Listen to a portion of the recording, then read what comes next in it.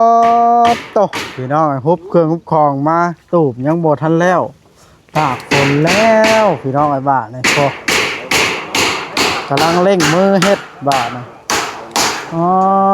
โตเตรียมซอยกันได้บ้านะบ่าวคำละเตรียมได้เร่งมือให้มันแล้วโอ้เฮ็ดหนีบคือปิ้งปลาเลยได้รีสอร์ทใหม่อันนี้เพราะใส่แม่โมเมนตูบอันนี้มันรีสอร์ทแล้วเฮ้ยมันใหญ่นี่มันสองเตียงพอบัดโตงามคอกนี่ก็ได้ระวังอันจ้องฮักได้น่ะอย่าโยกแม่มันสิฮักนะโตนะโอ้ยพี่น้อยนี่มันฮักได้หลักพี่น้องนะแฟนการยกง่ายมาเป็นที่เทียมห้อยแล้วบาทนะอย่าลืมกดติดตามเพื่อเป็นกำลังใจให้ผมด้วยนะครับทุกคนขอบคุณมากๆครับซึ่งเปิดภาพขึ้นก็เนาะมาที่ใหม่ว่าคำลาได้ยกง่ายมาเป็นที่เรียบร้อยบาทนะบาทตูบพาบ่ทันแล้วการเอาเครื่องมากองเต็มไอ้หยะอยู่นี่แล้วสบายดีเด้อทางนั้น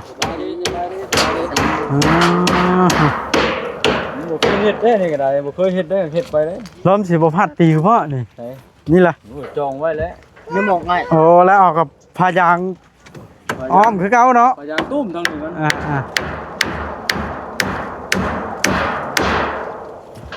โอ้เสามันนี่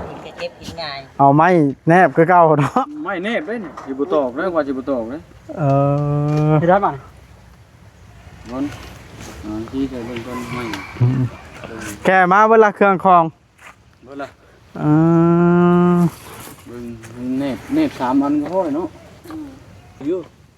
ยังสิฮื้อบ่บ่ได้ฮื้อเด้อยู่เลยได้เนาะอยู่เป็นปีเป็นชองพุ่นเด้นี่นะ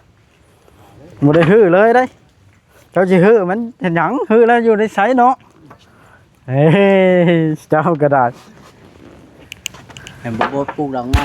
ให้เขาปลูกหลังไม้ให้ใส่ดินบ่โอ้นั่นก็แล้วแต่บุญแต่วาสนาเจ้าได้บ่บดโดยเฉพาะนำบ่บดโดยเฉพาะ6ตัวเด้อซะถึง6ตัวป่ะโดยเจ้าก็นอนคืนแรกกับพันให้ค่อยนะแม่สินะเนาะง่ายมาพี่ก่อน6ตัวค่อยสิซื้อคันเจ้าบอก6ตัวค่อยซื้อจัก 10,000 นี่บ่จ้อยตั้ง5ฮักคงไม่เพิ่นแม็กบ่ได้ถือเกิบเหยียบน้ำแล้วเนาะชอดอยู่บ่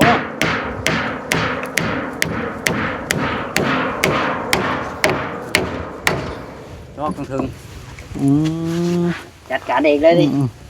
มันก็กว้างอยู่ได้ล่ะเนาะ2อันต่อกันนะเป็นหัวไปทางไหนนี่เป็นพี่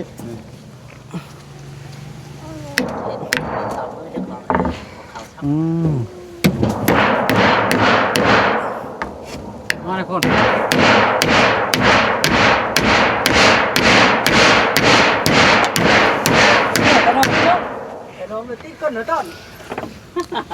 มายังวะนะสาวส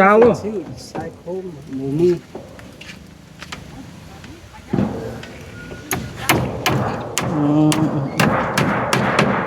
เงินน้อยให้มึงบ่เงินน้อยใช่เล็กแต่ปูเก็บมาพ่อว่าสั่งกระสีจักแพนน่ะโอ้โหเลื่อยตัวนี้ผู้ทรงโมเดิร์นข้างบนมีเสาเห็นทรงโมเดิร์นเลยนี่ว่างดังเพิ่นดังไพ่หนึ่งเข่าได้บาทนี่จะใช้ยังบ่มีเนาะ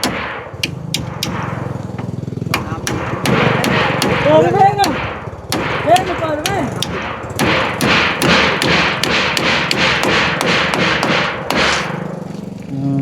แน่เฮ้ยไว้แบบเขาขังใช้ยางกันทั้งหลายลุกอ้าวทางนี้ก็ตอกบ่นี่เฮ็ดประตูได้เนาะเขาแล้วเธอเพื่อนเอาภาษามานอนน้ำเอาแล้วบาทเลยว่าคำลา เป็นประตูทางนี้สิ ตอนเช้าได้ไล่มื้อมานอนนั่นเนาะลม เอาท่านบ่ ลมมาทางนั้น โอ้หน้าทางเบิ่งได้ชงบ่เดินก็เฮ็ดอย่างเช่นประตูเฮ็ดไปตามชงนั่นแหละ เฮ้ยประตูอยู่หลังบ้านถ้าเคย ทางหัวก็แล้วงัวคือสิบ่เข้าละได้ละซ้ำนี่พี่น้องเอ้ยเฮ็ดยันงัวเข้าไปเด้อสร้างฮัก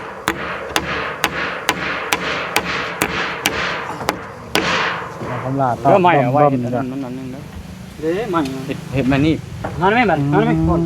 ตอบแล้วว่าชังกระสีหนังยางตกจะมาหำนะบอกว่า นี่ โยโยโย น้ำมองไม่ท ไม่มาหำ ำ เนาะ มาพี่ เมาลีได้หยังอ่ะนะมาน้องแม็กเล่นเข้ามา ผู้ยับไป วิธีการเอาขนมจากผู้ใหญ่ต้องเฮ็ดแบบใด จะได้ล่ะ เป็นว่า นี่ผู้บอกอยู่บ่ล่ะลอง ไปเอา ก็ได้เอา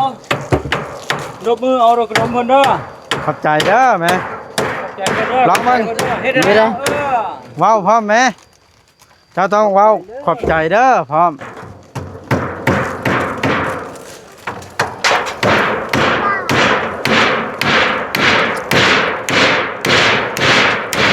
นะครับ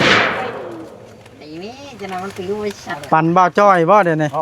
เอารถไถมาหินี่นั่น ฮะ นี่เพิ่นยังไม่ได้โต ยังบ่ทันได้ถึงชุกใส่ตาลสั่นกว่าสั่นกว่าใช่ถึง หายไปนี่ปั่นหน่อยพวก 12ฟุตเนาะ ปั่นน้ำได้ไหมใช่ ก็12ฟุตนั่นแหละ12ฟุตน่ะ มันยอมปั่น ต่อก็ได้บ่มันใส่สีมัน6แผ่นเด้ฮะ ตัดครึ่งก็ได้บ่แซน ตัดขึ้น ทางซีมันตัดง่ายๆนึง พอดีเที่ยงโลดยังยับตื่นเลยนะเป็นจิโจ้ก้อนไว้เพียงไร ขึ้นเลยนี่ คืออีกน้อยนึง พอดีจ้ะ โจ้มันกระด้งๆเลย ให้มันพอดีเลยเนาะ แล้วเฮาก็เอา พอดีเลยก็ได้ ผ้าบัดอ้อมเอา เบิ้งกินกันแน่ตัดดิ วัดเชิญ พอจ้อยแล้ว พอสองตัว แล้วญาติกันแล้วบัดนี้พวกกันแล้ว มันยาว เอารถไถมาใส่แนบเอาเนาะ เอาเสร็จทง แนบตอกเล็กอยู่กลางนะพ่อตอกอยู่กลางนะพ่อแหละ เฮ้ยเฮ้ย เหยียบไหม อย่าเทิบขนมอย่าเทิบขนม คำตอบคนสิตายจังซี่จะมันสดแฮง ป่าเนาะ เออ ดู โอ้มึงมันของนี่ ว่า นะ แต่ว่าเฮาน่ะตอกแท้ พ่อมันก็แนวนี้บ่แต่อย่างน้อยอันใด ข่าวละอัน อันนี้พอตู้เราหูจักเก็บเรามาเราเก็บดึกออกละเราพอตู้มาแล้วใช้ซะนี่ พอดีใช่เลยก็ได้พ่อ ชื่อสายโคมนี่ บ่ บัน พอ ทึก บาง อยู่ ที่ นี่ นะพอดีเนาะ แม่นแหละ เพราะว่า12ฟุตน่ะจะพอดีอยู่แต่ว่าเข้าใจมันยาวพูดนะเก๋มากเลยพอดีมันโผล่รถหลายมาครับ ยันอันฮะ ชื่อคุณใดวะ ติดรถไถเขาว่ะ สบายดีเด้อสบายดี อ๋อสบายดีบ่แซนติดรถไถเขาว่ะติดครับเข้าไปใกล้ เห็นถ้าเป็น เอาคือบ่เอาง่อยอันนี้เอา ทางข้างมันเด้ ข้างคนละข้างก็ได้อยู่คนละข้าง อืม นี่ ฟังพระราชจัดการได้ไหมมาไหมนะ กำลังรถไทยไหม มันสิตกแตกแล้วมันจะพบเอ้ยไม่ คนตกกระเบื้อง โอ้ว่าได้จ้ะ บ่ใช่ไม้บ่เพิ่นนะ ข่อยเสียบบ่ดีเดี๋ยวนั้นออดอยู่ มันเหินดอกมันมีความชื้นหรือบ่ได้ไม่ค่อย ผมค่อยผมมีปัญหาหยังได้ บ่แม่นเรา คลิปหน้าก็ดีใช่ ทำไงตำราที่สุดไทยในบ้านนี่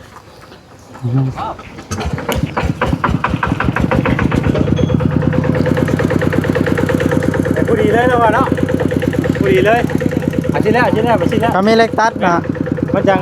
บ่พาตอกตัดหางออกก่อน ตอนเดียว บ่ทันบ่ มีดัดไหนเนาะ เดี๋ยวยันมันอ้อมยากแล้ว เอ็มเขาก็เอ็มอยู่พี่ เขาขังลุ่มดิ แม่นบ่ โอ้ที่ข่าวฮอดพุ่นบอกคนกันเลยโอ้เห็นป่ะได้ขนาดเถียงยังมีฟ้องมึงนี่ แม่นบ่ เอาแค่ตังตอกเป๊ะดีแล้วแหละ มันบ่ดอกดอกเนาะปกติเทือนบ่ให้มันพ้นนะ เอาพาบ่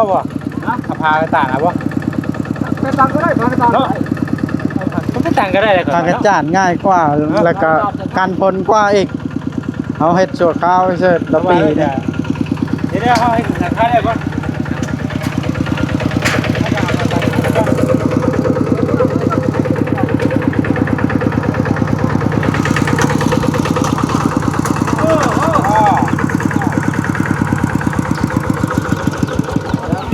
มาบาดปูเลยบาดปูไปไม่แล้วเลยหนีบเลยปูเลยแหละ บ่ได้ตอกเล็กซ้ำบ่ เอาไม้แนบตัวนี้เลย เต็งเอา ไม่แน่ตอกเล็ก งอนนะคอยที่ทางจะถึงว่าแหละเตือนไม่ดูไม่รู้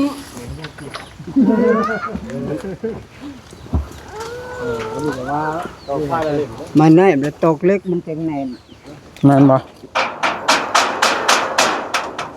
กัน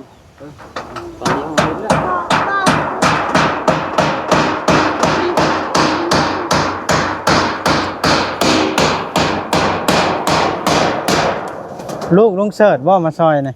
ก็ได้กับชื่อพอดีครับดีก่อนเนาะชื่อแบบพอดีนี่นะ พอดีจะบ่กาย พอดีครับดีก่อนอยู่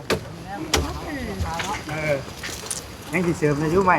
เพราะว่ามันเดือดอย่างเราไปเสริมแต่ละ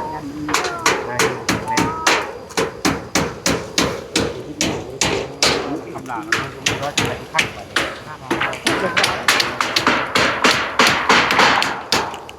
มีแต่พี่น้องง่ายๆมาตีไม้เท่านั้น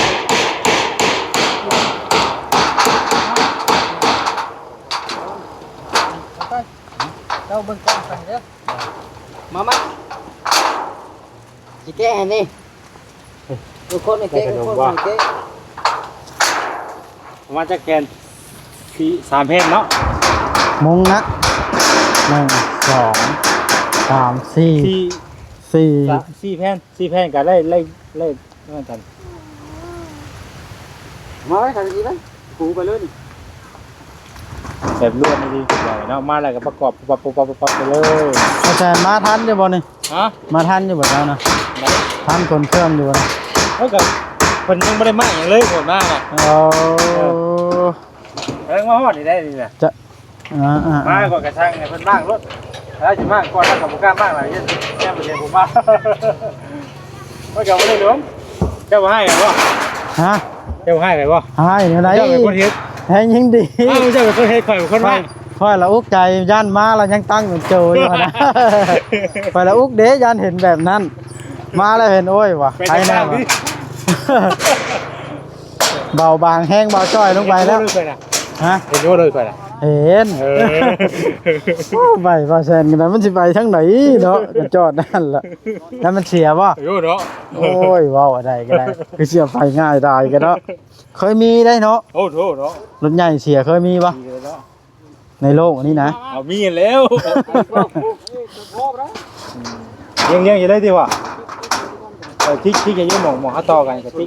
ที่แกหมองกันหน่อยแล้วเอาห้ามบ่ตอกลายที่นะเอาให้กูห้ามบ่ตอกโอ้ถ้าก็ดีเนาะในเรื่อง โอ้คักๆแล้วบาทนะ พ่อพวกห้อมก็เอาซ้ำเตียงนี่เลย ตอกมันนั่นตอกทับไม้เลยก็ให้คัก ให้ก็ซื้อเตียงมาให้นะ ฮะ ให้ซื้อเตียงมาให้ เบาหลี เราซื้อเตียงงามอยู่เนาะ งามได้เสียง เอาอย่างนี้เหรอ หน้าละ1,000ได้ ซื้อใช่ เชื่ออยู่บ้านโนนยาง อ๋อทางบ้านดุนย่างอ่ะ เออ แม่ ไปพูดได้ใช่ป่ะนี่เนาะ ค่อยได้โยนนี่นะ ว้าเนาะ โยนขึ้นรถนะ งาม ใหญ่เนาะแน่นบ่ได้อันน้อยคือเชื่ออยู่สวรรค์เด้ย เอาใช่ป่ะมัน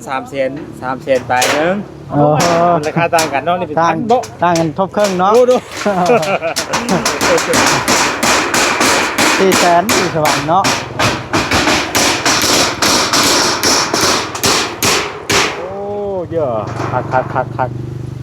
ว่าคำล่านี่มีคนมาเฮ็ดซอยหลายบัดนี้ก็อย่าเฮ็ดซึ้งอยู่หั่นนะเจ้านะอย่าเล่นจ้ะ ถึงเลยสิวะถึงเลยแท้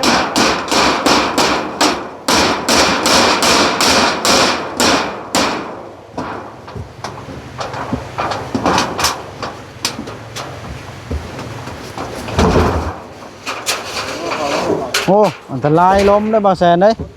ลมมันครึ่งกล้องได้ให้เจ้าผู้นั้นแล้วนะผู้ลงคลิปแล้วนะไปหน่อยค่อยไปลงคลิปเด้อนี่ ยังได้ยังไปลงยี่คลิปเลย เดี๋ยวเว้าหา เอาดิยังไปลงไหนมันตัวคามานี่แหละยังอัพโหลดลงอยู่ กำลังฟ้าไว้บ่ได้นี่เห็นแล้วมีโทรศัพท์หลายเครื่อง ได้บ่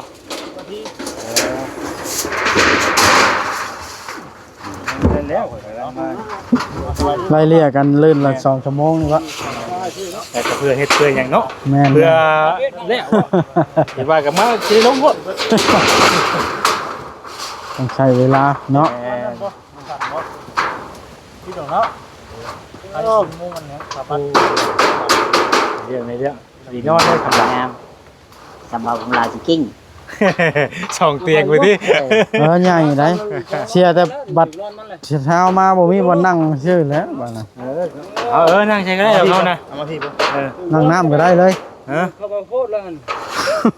ว้าว จะนั่งบ่ใช่ บ่ได้ ไปหานั่งผู้ใดผู้มองนั่งเฮาผู้มองเจมองมีสัญญาณผู้เพิ่นนั่นน่ะ ตามเงาม่วงว่า คือผู้ป้ามองเสาหันน่ะสัญญาณมีด้วย คือเห็นคลิปเจ้าไปหาอาจารย์น้อยบ่ ไปจะอื่นแล้ว ค่อยก็จะไปหาอาจารย์น้อยอย่างนี้นะฮะ ไปแล้ว นางโทรใส่เราอันนั้นบ่เช้าเลย มีแต่ว่ายังข่อยก็ยังจะได้ไปอยู่ ไป เราจะไปกับชวนหน่อยเด้อ มื้อหน้าก่อนเดี๋ยว เพราะว่าเมื่อไรจะไปได้ก่อนจะเข้ากันได้ ถ้า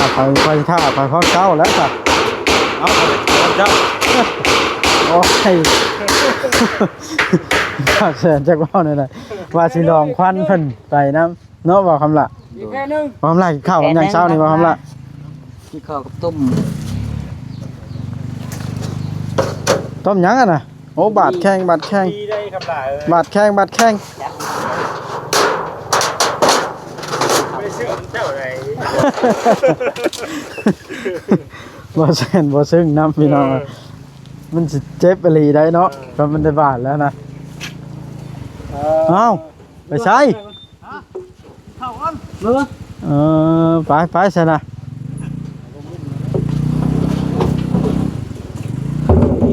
เลยเนาะโอ้ยเองกะว่าถ้าสีใดไปหน่อยว่าถ้าเอา10 ฟุตนี่แหละว่ะเอา12 ฟุตนะมันสิเลยคนนี้เลยเพียง เพราะมันยังมีเทิบเทิบของเขาได้จ้ะ มันมีเสาเฮาเฮ็ดออกไปนี่ เราบ่อ่อน ใส่นี่แล้วนี่ สอนขึ้นแล้วเนาะ เฮ็ด มันบูว่าอย่างว่า เฮ็ดหลังคาอยู่รวมได้พุ่นพุ่นเพื่อตัวสั่นน่ะ แล้วเขาก็จะเอาสักที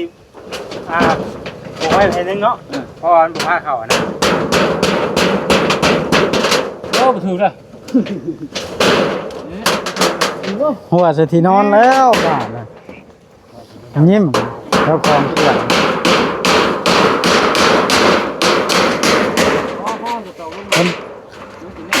คนกล้ามใหญ่แบบนี้เอาไปไถหน้าได้สิคักเนาะนะ